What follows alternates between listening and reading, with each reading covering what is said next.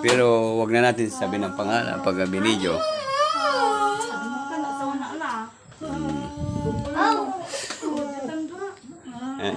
Hawakan mo nga.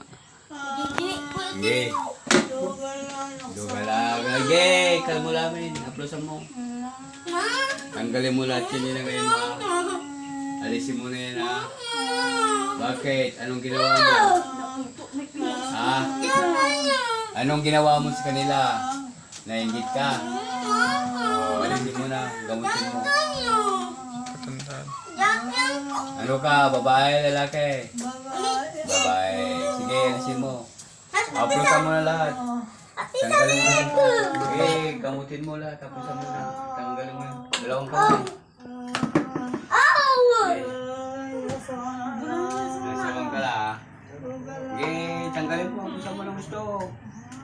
Kaya nga kita tinawagan para gamutin mo na. Pagalingin mo na ito ha. Pagalingin mo ito ha. Sila kayong gumagawa. Dalawa kayo. Mag-ina. Sige, alisin mo. Alisin mo na. Tanggalin mo. Huwag kayo mag-isip ng pangalan. Basta gamutin na lang muna. Sige, apusan mo. Tanggalin mo yan. Huwag ka nang babalik sa kanila ha. Bakit? Anong dahilan? Bakit ka nainggit sa kanila?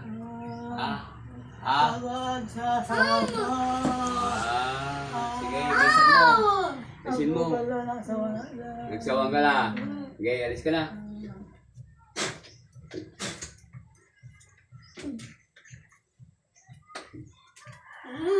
Sa pangalan Diyos Ama, sa pangalan Diyos Anak, sa pangalan Diyos Espiritu Santo. Amen. Pangalan niya? Yung, Andrea. Hoy, Andrea, gising. Oh, bakit? Anong ginawa mo? Tutulog-tulog ka sa pansitan. Kamong pa kasi. Ang tagawa. Sumpalan na ito. Lamig ka pati.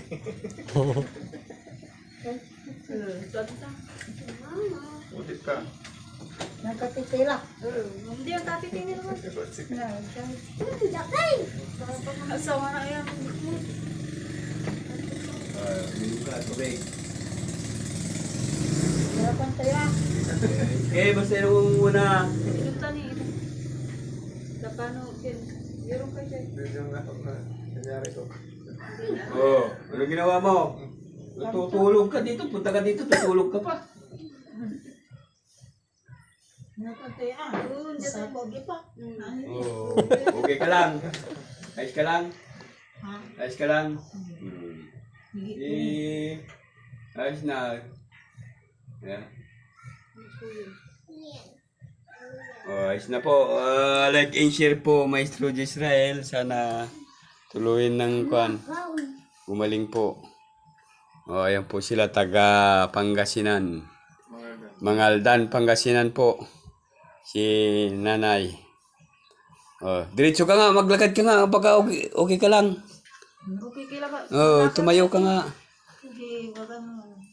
Kalantila mo. Oh, okay ka lang. Hindi. Salamat po, Maestro Israel po.